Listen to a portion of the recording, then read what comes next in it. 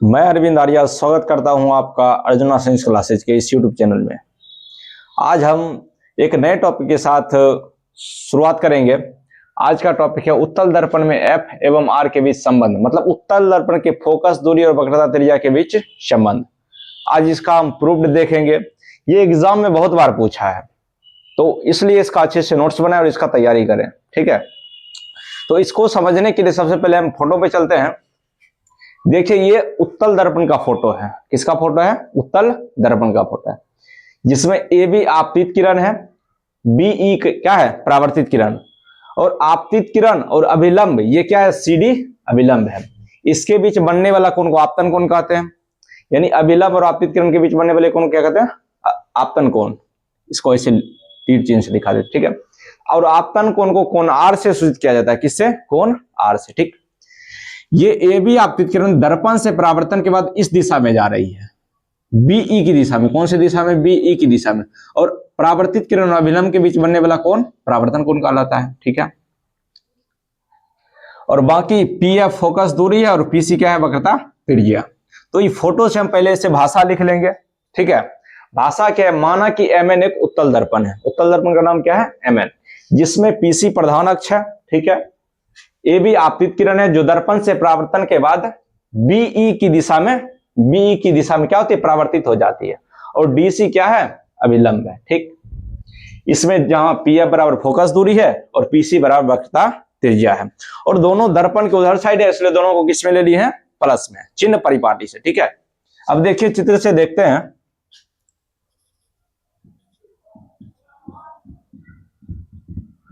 सबसे पहले ये आपतन कोण और परावर्तन कोण दोनों आपस में बराबर होगा, परावर्तन का नियम है। तो इस कोण का नाम कैसे लिखेंगे? कोण ए बी डी। कैसे लिखेंगे? कोण ए बी डी बराबर, इसका नाम कैसे लिखेंगे? D B E. कैसे लिखेंगे? D B E. किससे? कोण आई बराबर कोण आर से। ठीक, इसको मानेंगे समीकरण एक। फिर से देखो, अब यहां देखना, यहां एक रेखा ऐसे है। ठीक, ऐसे, और दूसरा रेखा ऐसे जो है, ऐसे, इसका नाम है ई और एफ। क्या है? ई और एफ। और दूसरा रेखा डी सी। क्या है? D C. ऐसे, इसका नाम क्या है? डी, इसका नाम यहां पे क्या है? सी। और ये कोण और ये कोण, मतलब ये कोण और ये कोण, ये दोनों कौन सा कोण है? शीर्षाभिमुख कोण, या इसको सम्मुख कोण भी कह सकते हैं। और शीर्षाभिमुख कोण आपस में क्या होता है? बराबर होता है। इसको हम लिख सकते हैं। इस कोण का नाम कैसे लिखेंगे? यहाँ पे कौन सा बिंदु है? बी बिंदु। तो डी बी ई। क्या लिखेंगे? D B E. तो लिखते हैं कोण डी बी ई बराबर, इस कोण का नाम क्या होगा? सी बी एफ, या एफ बी सी भी लिख सकते हैं। लिखते हैं C B F. C B F किससे? शीर्षाभिमुख कोण बोलिए या सम्मुख कोण बोलिए, दोनों एक ही बात है। लिखते हैं सम्मुख कोण से। ठीक, इसको मानेंगे समीकरण 2। अब दोनों को तनी बढ़िया से देखिए। अब बढ़िया से देखिएगा तो आपको लगेगा ई वाला बात ई वाला बात दोनों एक के बराबर है।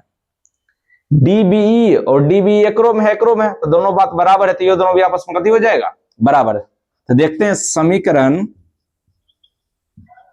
1 एवं 2 से ध्यान को केंद्रित करते हुए देखिए समीकरण 1 और 2 को।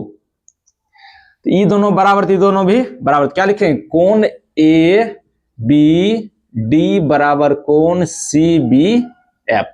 बात बुझे? इसको मान लेंगे समीकरण 3। अब देखिए फिर से फोटो को भूलना नहीं है। फोटो बढ़िया से देखिए, बिना फोटो के बिहार नहीं होता है। बिना फोटो प्रूफ कैसे होगा? देखिए बढ़िया से देखो, ई दो रेखा है। ई कौन रेखा है? A B. कौन रेखा है? A B. और नीचे वाला कौन रेखा है? पीसी। बात बुझे? अब और एक रेखा ऐसे जा रहा है, ये वाला रेखा, इसका नाम क्या है? ऊपर में डी और नीचा में सी। ठीक, अब ई कोण और ई कोण देखिए, ई कोण और ई कोण दोनों आपस में कथी होगा, बराबर। कौन कौन से, संगत कोण से। आप लोग नम्मा मैथ पढ़े होंगे कि ई कोण ई कोण कौन कहते हैं, संगत कोण। तो संगत कोण से ई कोण आपस में बराबर हो जाएगा, ठीक है।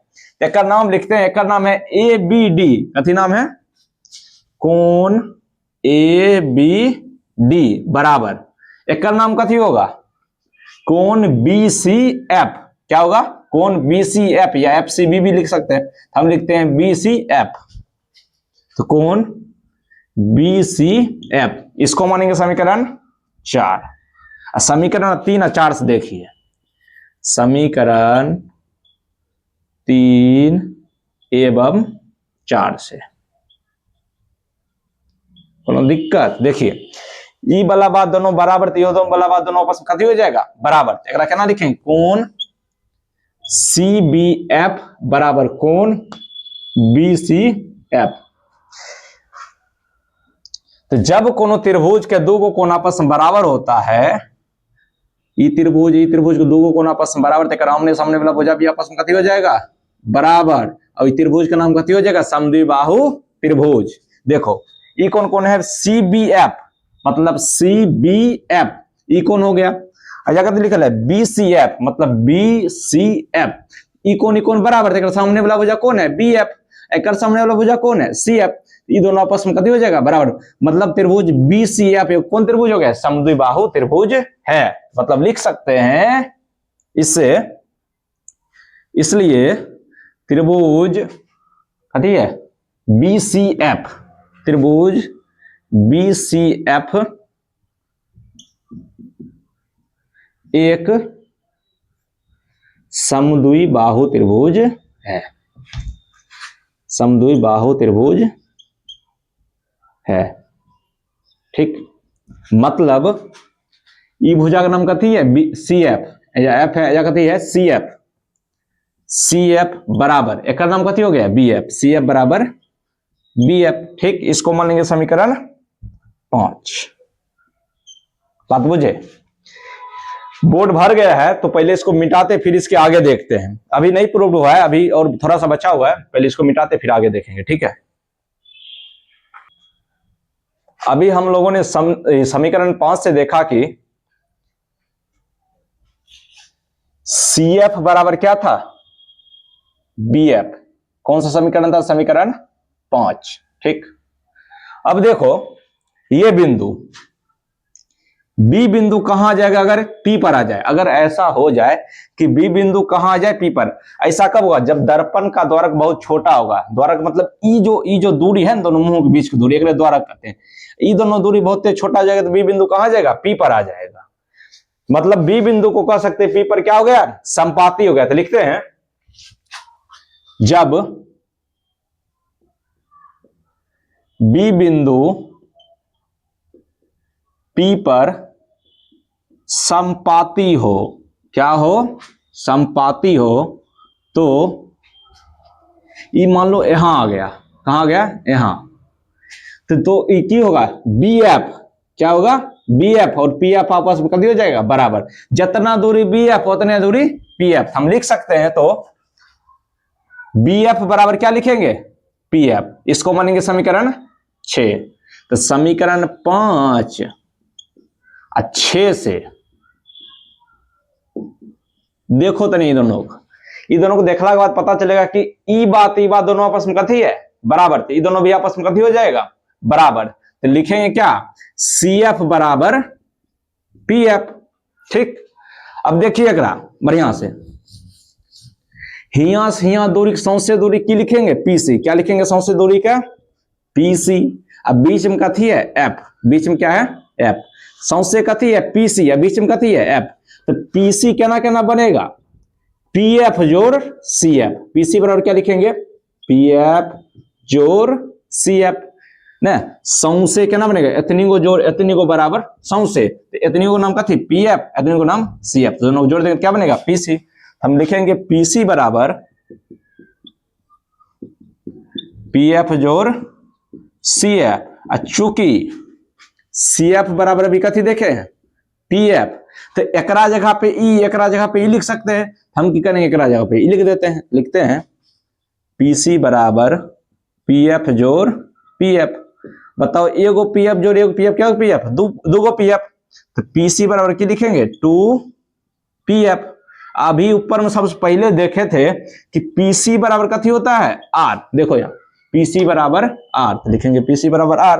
अब पीएफ बराबर कथी होता है एफ, ये सब माने जा बैठा देते हैं तो आ जाएगा आंसर। तो पीसी की जगह पे आर और 2 एक जगह पे कथी लिखेंगे एफ, तो आर बराबर 2एफ।